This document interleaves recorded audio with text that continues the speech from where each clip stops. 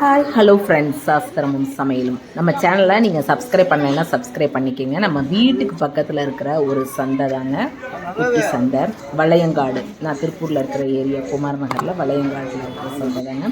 இங்கே வந்து மக்கள்லாம் பார்த்திங்கன்னா முட்டை, காடை முட்டை, இது நாட்டுக்கோழி முட்டை, இது எல்லாமே இந்த சந்தையில் வந்து விற்கிறாங்க.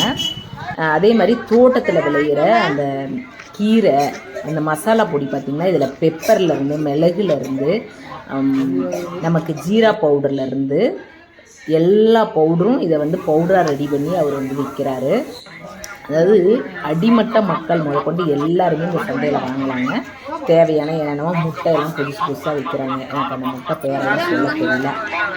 அப்புறம் பார்த்திங்கன்னா சாப்பிட்ற ஐட்டம், ஃப்ரூட்ஸு, மசாலா, பூரி வகை, காய்கறிலாம் பார்த்திங்கன்னா நம்ம டிபார்ட்மெண்ட் ஸ்டோரில் நம்ம கடைகளில் வாங்குறத விட இங்கே கம்மியாக இருக்குது. பூரி அதாவது நம்மளோட வசதிக்கு தகுந்த மாதிரி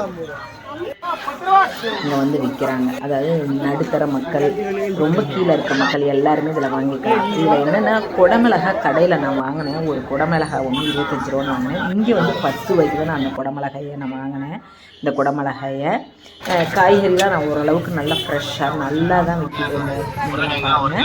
அவ்வளோ ஒரு சூப்பராக இருக்குது. நீங்கள் இந்த மாதிரி ரோட்டு கடையில் இருக்கிற வியாபாரிகள் அவங்க வந்து வாங்குவாங்க.